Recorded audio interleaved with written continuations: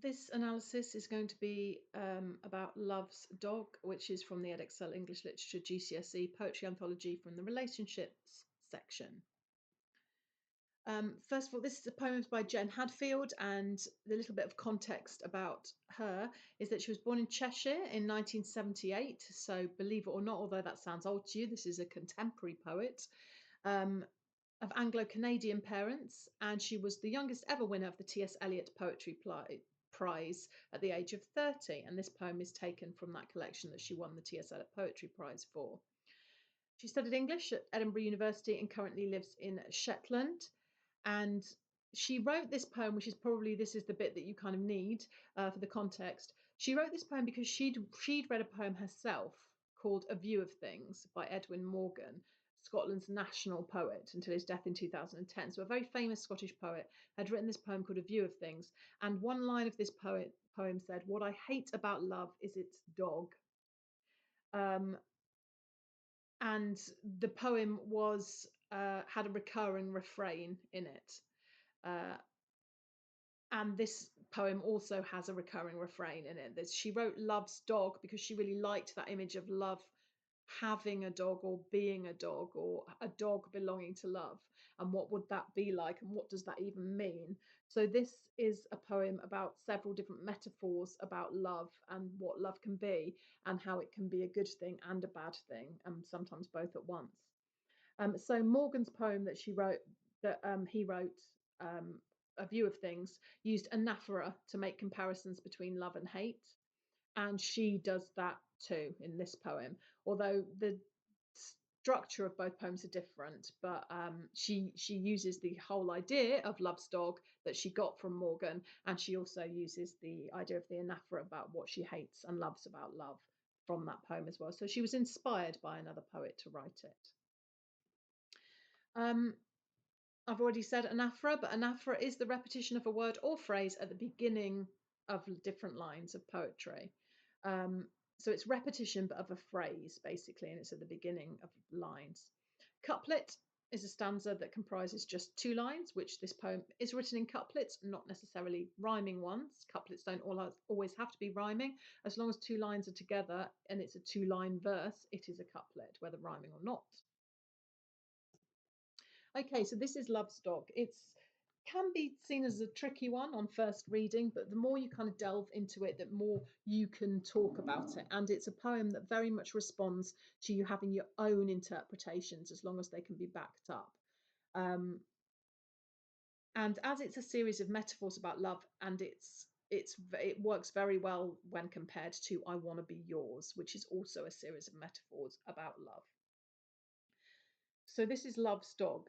What I love about love is its diagnosis. What I hate about love is its prognosis.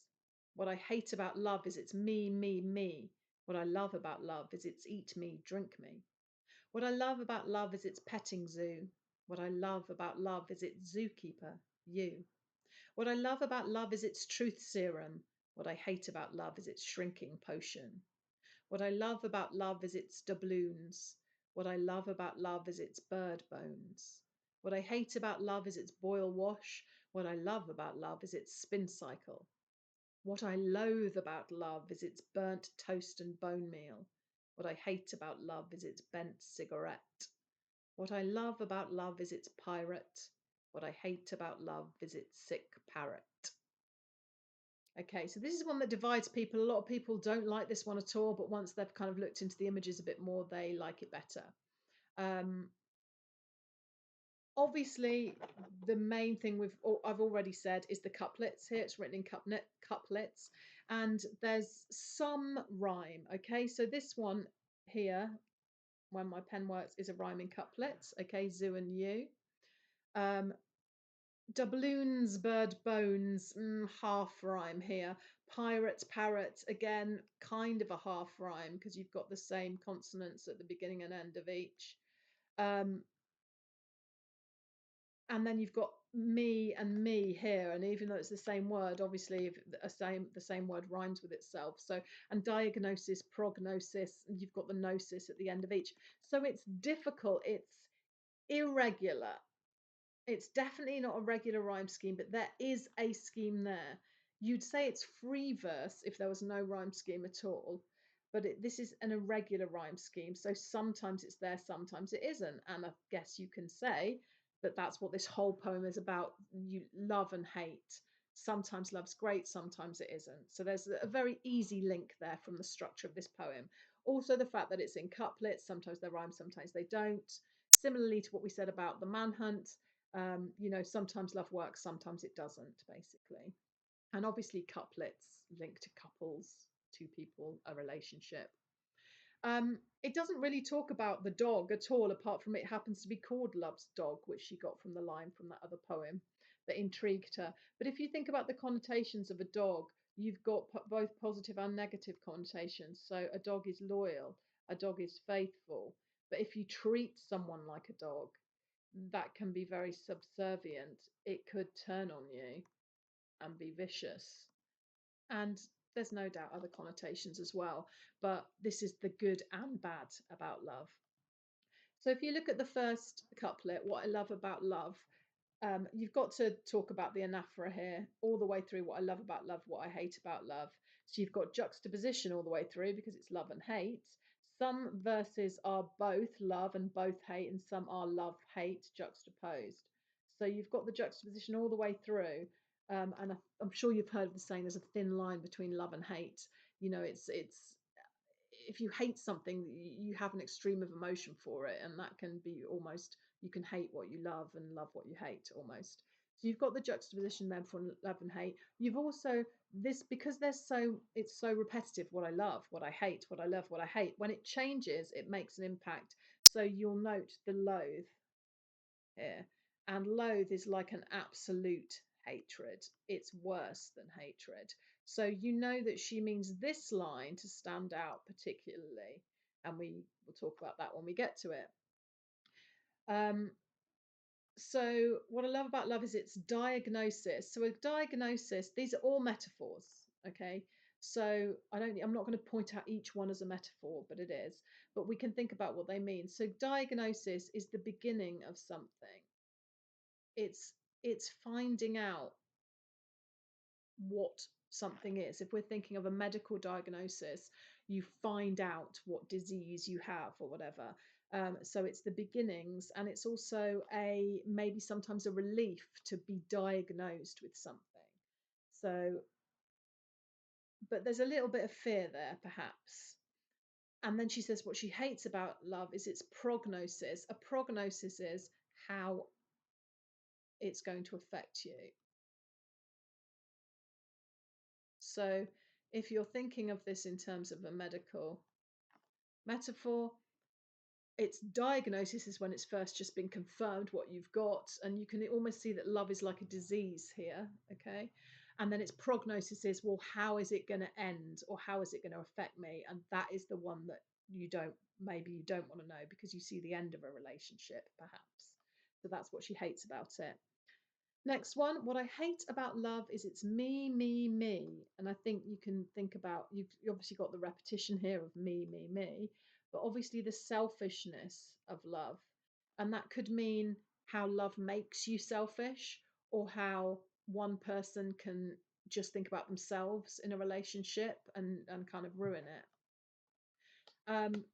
Or that it makes you think too much about yourself, perhaps. And then what she loves about it is it's eat me, drink me. Now, this is, if you know Alice in Wonderland, is a metaphor, is a reference to Alice in Wonderland, where she drinks a potion and shrinks and then eats something and gets really giant, or it might be the other way around. I can't remember. But the point is that it changes you in some way, and that's what she loves about it. It's exciting. You don't quite know what's going to happen when you take this pill or drink this potion.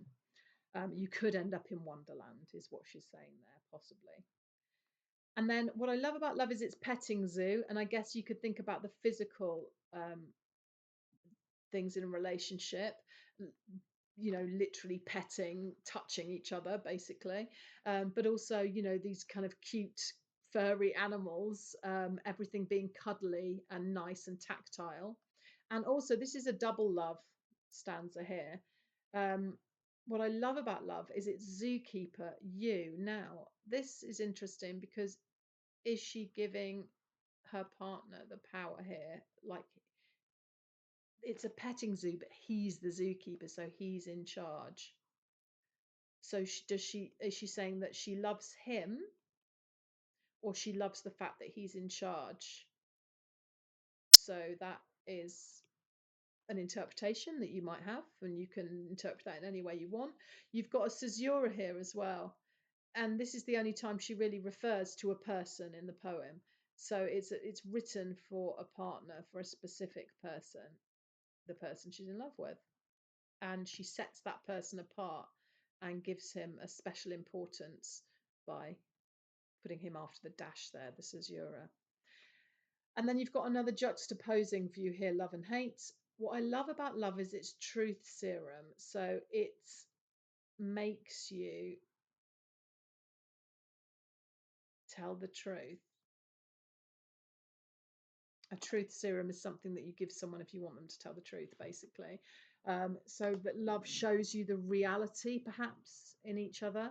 But what she hates about love is its shrinking potion. So again, there's a lot of potions, serums. There's kind of a lot of spell imagery here, magic imagery, and magic can obviously be good or bad, black magic or white magic. Okay, so the shrinking potion, because love can make you feel small, maybe, or insignificant, and she doesn't like that about it. Carrying on, you've got another double love stanza here.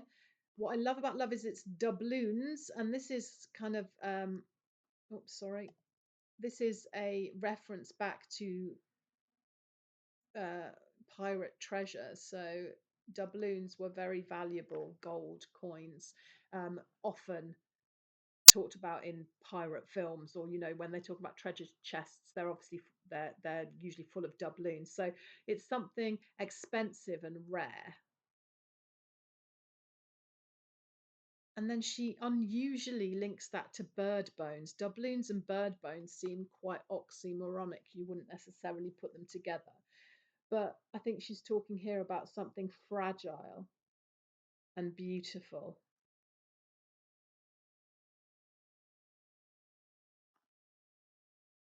Okay, going on to the next one.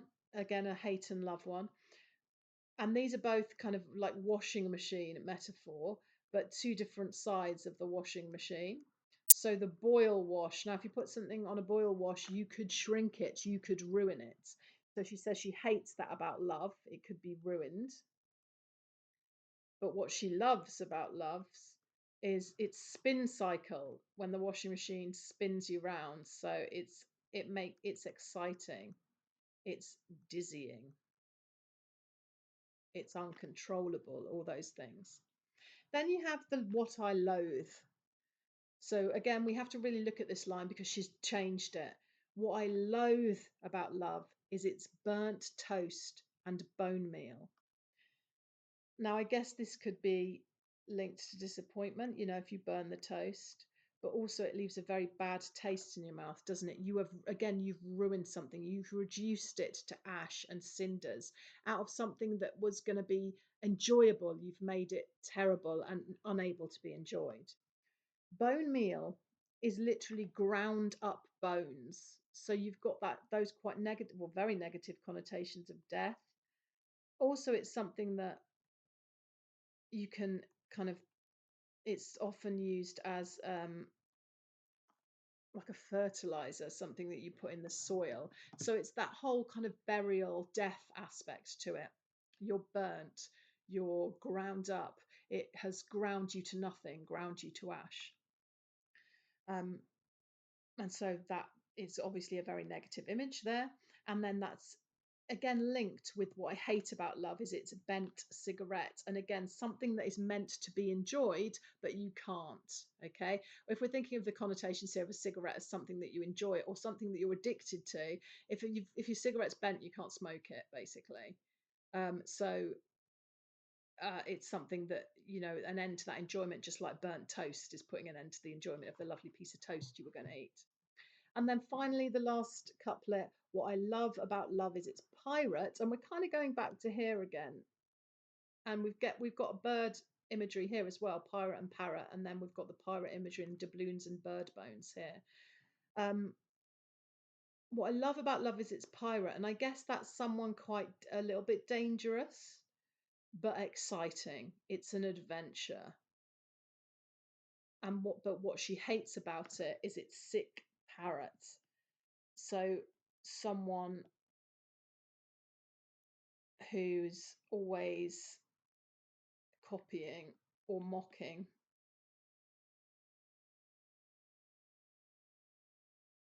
or just always there, always on your shoulder kind of thing. But again, sick. And that could have double connotations of ill, but also disgusting in some way. So it's an interesting poem. It's a very unusual poem. And it's all about the intricacies, the unpredictability, the random nature of love, and how there's things you love about it and things you hate about it. And all of this means that it can be usefully compared to poems like Valentine, which is all about the truth of love, not just all the rosy, nice, lovely romantic connotations, but the slightly odder ones like The Onion too. And then I Want to Be Yours, which is again a series of metaphors about how love makes you feel, about how being in a relationship can make you feel.